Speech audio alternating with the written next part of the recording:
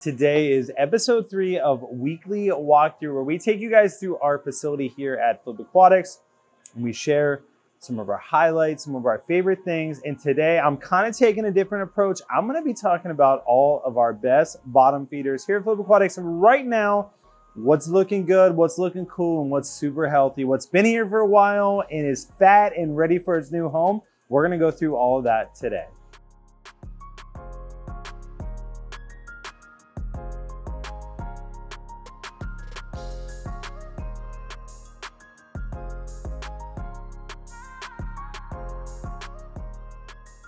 What is going on, shrimp keepers? This is Rob with flipaquatics.com, and today we are talking about everything weekly walkthrough. And I want to start with plants. I know it's not technically a bottom feeder, but I wanted to at least give you some plants that just look fire, look so good. These guys, I just love red root floaters. If you've never kept red root floaters before, it's a fairly easy floating plant. I want to try to find one. They get like these really cool flowers, and their roots get deep red. I don't see any flowers right now, but don't call me a liar. I think I might have found, wait, maybe it's a starter one. You see that little baby right there? But they do get these cool little white flowers. Oh, here's one. This one's going to be a better one. Oh, look at that. See those little flowers starting? They look way cooler than that. You're just gonna have to take my word for it because you obviously couldn't see it on video. These guys, we sell them in portion cups. Honestly, they're a great floater. Like I said, fairly easy to keep, not too hard. They got really good root structure. Like this is an example of like literally one leaf. So like, and these will get really nice dark red too. So very cool stuff, but I do have one other red plant I wanna show you before we get into the bottom feeder. I just want you all to know how much I appreciate you because look at this. Duckweed. I gotta stick my hand through the duckweed to show you this plant. But this plant is one of my favorites. And let me show you this one. This one's looking really good. So this is an easy plant to keep. Now it's gonna look bad when it's just out of the water like this, but this is a red tiger lily. So you see the new growth is like a nice solid red. This is a brand new leaf coming on. These are like kind of, I don't want to say above water growth, but like you could tell this is like from a farm. It's not the good growth. So this is what they'll start looking like. I mean, they will be like more this shape. But anyway, super easy to keep plant. Usually in shipping, they get beat up pretty bad. Like the leaves are really fragile. And so as long as the bulb is good, it's not mushy or anything like that, it'll grow back. And usually when you get one of these bulbs, it has multiple plants on it. You can actually pull the plants off, plant them into the substrate, they're good to go. They'll regrow bulbs, and then the bulb will regrow plants. It's an easy way to propagate this plant. I did it for many years. Love this plant. And again, super easy. If you don't want the leaves to get all the way to the surface, like we have some plants in here where these leaves will actually get to the surface, just keep cutting them off whenever they get too high. And then the plant will learn that like, ooh, if I go higher than this level, I get cut off. And if I stay below this level, I'm fine. So you can actually condition this plant so that it knows exactly where to grow, how high to grow, and just a really cool, rewarding plant. Gets nice and fluffy. So we'll definitely check these guys out. Again, red tiger lotus. This is what we're talking about next. So a great bottom feeder slash algae eater is the mystery snail. I pulled a couple out just because I wanted you to see how cool their colors are. This guy right here, we got an ivory one, jade one, blue one, and gold one. These are my favorites. There's also some purple ones, which have a black body, and magenta has an albino body. And then there's regular like black and albino. Albino is just talking about the body color. Black is just talking about the body color. They have a very similar shell. I didn't even pull them out because like they're cool, but they ain't that cool. I wanted to mention these because these guys are phenomenal string algae eaters. They're a great cleanup crew. They will definitely keep a tank cycle. They'll eat any leftover food. So I always think these guys are really good bottom feeders. And one thing that we do, if you guys are like, I don't know which one I want to go with, like there's all these cool colors. We do have an assorted pack. We try to include one of each color in our assorted pack. It's actually a 5-pack, but it comes with one extra. So we try to do 6 different colors. So you'll get these 4 plus an albino plus a black is the way we try to do. That's not always how it is, but that's what we try for. So just want to give these guys a quick shout out. Let's go check out some shrimp. One of the shrimp I want to talk about, actually the only shrimp that I want to talk about this week is similar to last week. Last week we talked about the Blue Dream, people call it, you know, Fantasy Blue, Blue Diamond, a lot of different names for it. But this one's very similar. This is called the Black Rose. It is a solid black shrimp. Now we got a ton of stuff in here. We got guppy grass going on. We got duckweed. We got bladder snails everywhere. So like these guys, like look at this one.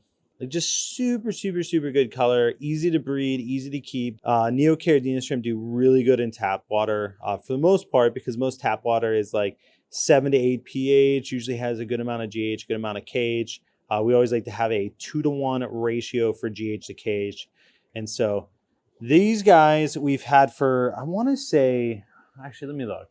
It's been in 5 months that we've had these guys now, about 4 to 5 months. And so super healthy. A lot of them are already buried. They're doing really, really good. But anyway, these guys were actually on special this past weekend, but still worth talking about because they are a beautiful, beautiful shrimp. If you guys never want to miss out on our specials, be sure to sign up for our email list. That's how you find out what our specials are every single week, and you don't have to look at the website every day. So it's an easy way to do it. But these guys, gorgeous. If you want something to breed, it's a little bit different. Definitely try these guys out. We'll start over in the 125s because this is the coolest section. These guys, if you're talking about bottom feeders, you gotta talk about Otocinclus. These guys are literally the best algae eater. They're super cute, super peaceful, do really, really well with shrimp. And usually we have them in ponds. We're transitioning them to the 125 gallons. We're selling all the ones that were in the pond, so they're still like maybe 150 or something over there. So if you did buy them today, you'd probably get those ones. I'm pretty sure you'd get those ones because as far as I know, they're healthy, doing great. These guys came in earlier this month. So these guys probably we won't start selling until like towards the end of this month. But this is a good example of what they look like. These guys, you like to see like the fat little bellies. You like to see them clung to the glass. That means they're healthy. Their filter looks super dirty, but that's because of the type of food we feed them. It easily gets caked on the filter. And so that's a lot of like bacteria E, it's a lot of beta glucan. So these guys doing really, really well. Always a great algae eater, a great bottom feeder for your aquarium. These guys actually came from Colombia as well. And they are a wild type. These are clown plecos. We haven't had them in a long time. Usually when we get them in, they just don't do well. And we're like, you know what? Let's try them again. Right now they're eating some Northfin kelp wafers if you see those in the aquarium. But these guys are just really pretty. Again, wild caught. We've had them in since beginning of August, I want to say. And so they've gone through, I think this is their 3rd/4th week of quarantine. And they're just doing really, really well. We've had, I don't think, any losses on these guys. They've been dewormed. We make sure they don't have any like gill flukes, anything like that. They've gone through a bacterial treatment just because they're wild caught. We want to be safe.